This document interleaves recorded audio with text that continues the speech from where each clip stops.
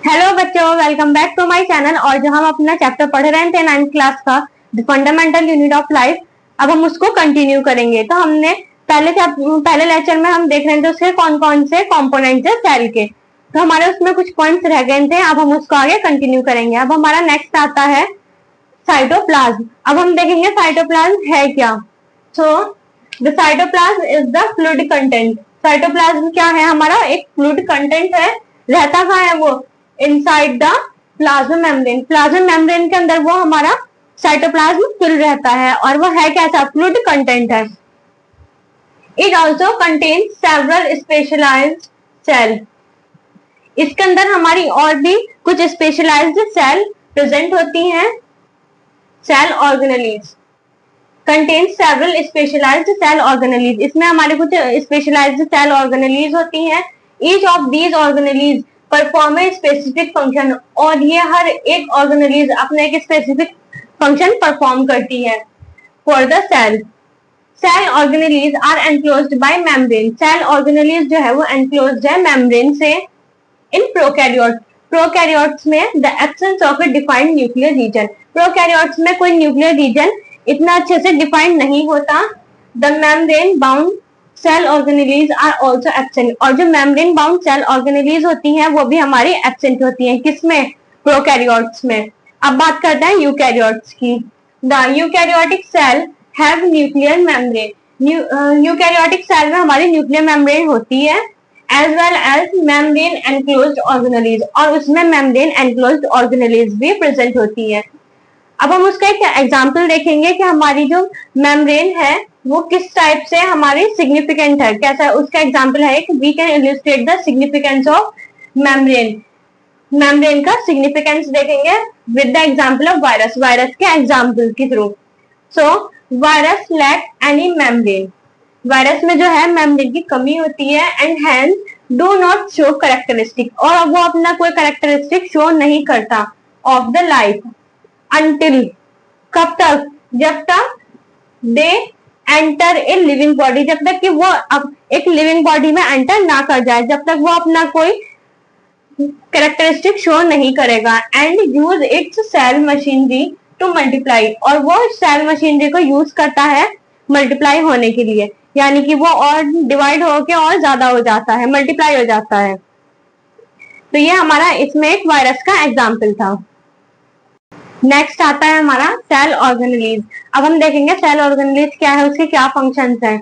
So each cell is surrounded by a membrane in order to keep its own content separate from the external environment. जो हर एक cell होती है surrounded होती है, यानी कि घिरी हुई होती है एक मेम्ब्रेन से। Surrounded by a membrane in order to keep its own content. किस लिए? In order to keep it own content. अपना जिसका जो भी कंटेंट है उसको बाहर के एक्सटर्नल एनवायरनमेंट से सेपरेट करने के लिए एक हमारी मेम्ब्रेन होती है। जो हमारी सेल होती है वो मेम्ब्रेन से सराउंडेड होती है, क्योंकि उसके जो अंदर का कंटेंट होता है और वो बाहर के एक्सटर्नल एनवायरनमेंट से सेपरेट रहे, इसलिए to keep its own content separate from the external environment. External environment से सेपरेट रहे इसलिए। Large and complex cells including cells from multicellular organisms। Multicellular organism की सेल भी इसमें इंक्लूड होती है। Require a number of chemical activities. उनमें एक केमिकल एक्टिविटीज होती है to support their complex structure. उनकी कॉम्प्लेक्स स्ट्रक्चर को सपोर्ट करने के लिए उसमें हमारी मल्टीसेलुलर भी इंक्लूड होती हैं। कॉम्प्लेक्स स्ट्रक्चर और फंक्शन, उनके फंक्शन परफॉर्म करने के लिए भी। For keeping these activities of different kinds separate from each other। For keeping these activities, अपनी अपनी एक्टिविटीज को करते हुए वो अलग अलग काइंड के सेल्स होती हैं। हर एक एक टाइप की सेल अलग फंक्शन परफॉर्म करेगी। ऐसा नहीं है कि कोई एक अलग सेल है कोई अलग सेल है कि वो दोनों एक ही फंक्शन परफॉर्म करेंगी। तो जितने टाइप के हमारे सेल होंगे हर सेल हमारा एक अपना अलग अलग फंक्शन परफॉर्म करती है। These cells use membrane bound little structure. और ये सेल्स जो है वो यूज करती है membrane bound little structure. Membrane bound एक छोटी सी स्ट्रक्चर होती है जिसको हम ऑर्गेनेलीज भी कहते हैं। विद इन देमसेल्फ यूज करती है वो। One of the characteristic of eukaryotic cell, और ये जितना भी है ये एक हमारा वन ऑफ द कैरेक्टरिस्टिक है यूकैरियोटिक सेल का, हमारा एक कैरेक्टरिस्टिक है यूकैरियोटिक सेल का, that distinguish from prokaryotic cell. इसकी वजह से ही हमारा यूकैरियोटिक सेल और प्रोकैरियोटिक सेल में डिफरेंस होता है, मतलब ये डिस्टिंग्विश करती है प्रोकैरियोटिक सेल से यूकैरियोटिक सेल्स को।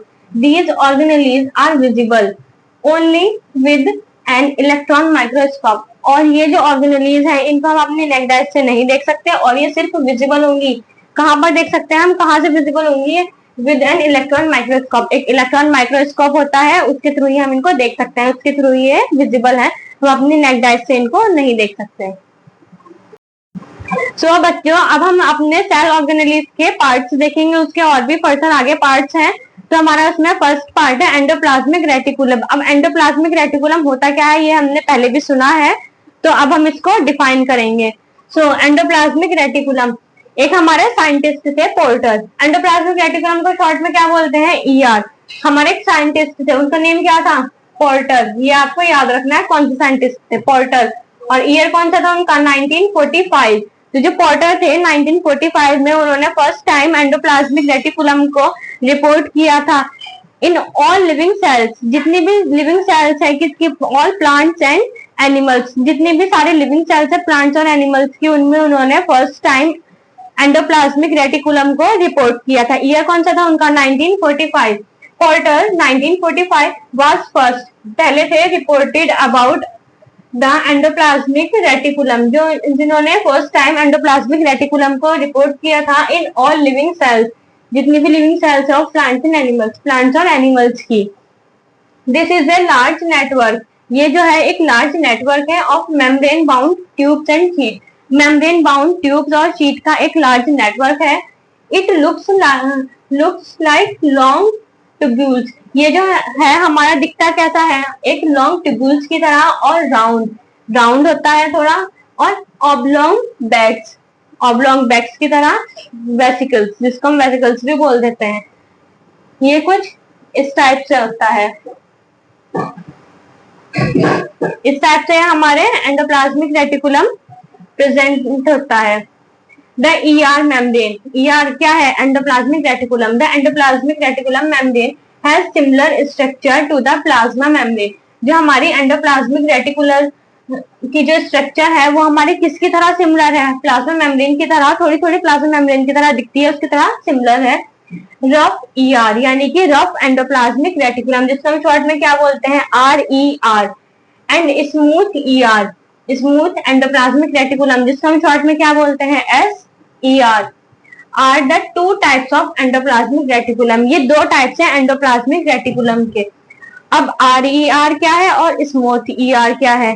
RER यानी कि रफ एंडोप्लाज्मिक रेटिकुलम, और SER means smooth endoplasmic reticulum.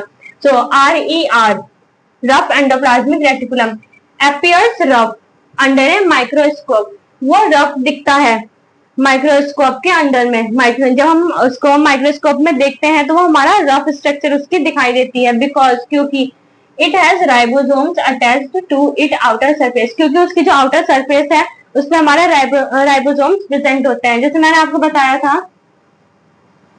ये इस टाइप से हमारा प्रेजेंट होता है एंडोप्लाज्मिक रेटिकुलम, तो इसका ऊपर हमारा राइबोसोम्स कुछ इस टाइप से प्रेजेंट होते हैं।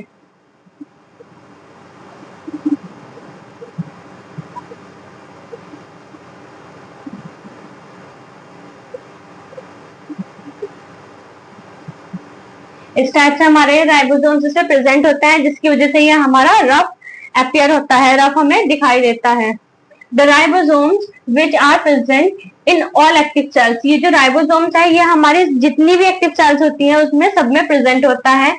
Are the site of protein manufacture, और ये राइबोसोम्स ही हमारी साइट है प्रोटीन मैन्युफैक्चर की।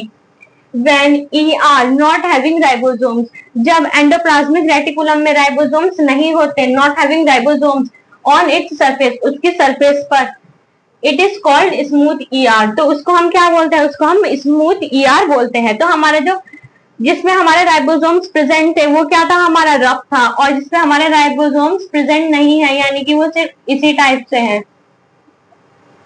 इसमें हमारा राइबोसोम्स प्रेजेंट है, तो ये हमारा क्या हो गया, RER, यानी कि रफ एंडोप्लाज्मिक रेटिकुलम। और इसमें हमारा राइबोसोम्स प्रेजेंट नहीं है, तो ये क्या हो गया हमारा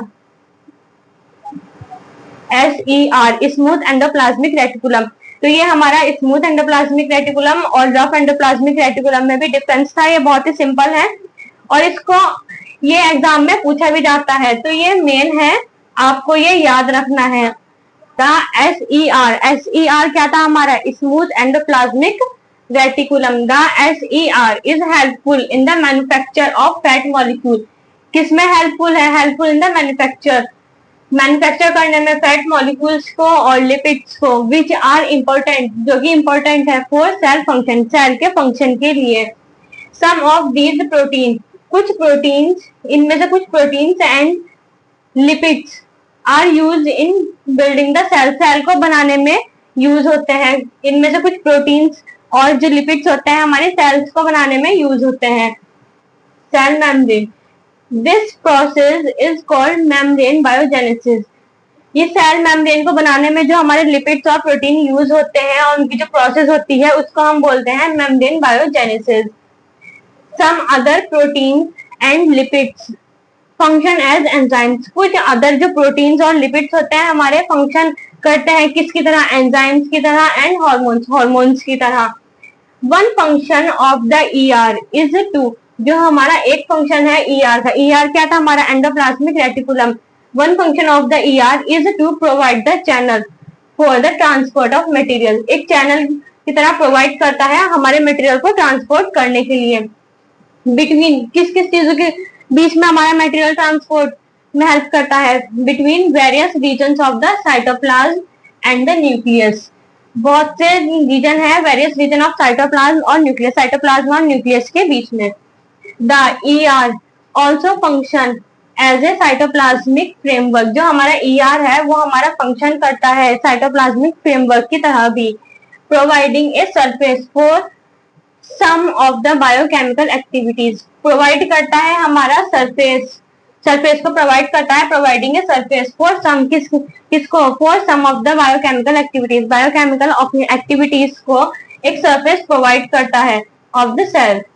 SER smooth endoplasmic reticulum plays a central role, एक सेंट्रल रोल प्ले करता है in detoxifying various poisons and drugs, detoxifying करने के लिए किसको, पॉइजन्स को और ड्रग्स को। डिटॉक्सिफाइंग क्या होती है, हमारे जो पॉइजन्स और जो हमारे ड्रग्स हैं उनको मतलब कम करने के लिए उनका क्वांटिटी हमारे डिटॉक्सिफाई कर देता है सेल्स में पॉइजन्स को और ड्रग्स को। सो बच्चों आज के लिए बस इतना ही, मिलते हैं नेक्स्ट लेक्चर में। और जितना भी ये बता चुकी हूँ मैं उन सबको आप एक बार रिवाइज कर लेना। और मेरे सारे नोट्स वगैरह, मेरे सारे जो नोट्स हैं जो मैं आपको समझा रही हूँ, आपके सारे क्वेश्चंस स्कूल के जितने भी आपके एग्जाम्स में क्वेश्चन आएंगे वो सब इन्हीं नोट्स से कवर हो जाएंगे। सो मिलते हैं नेक्स्ट लेक्चर में। Thank you.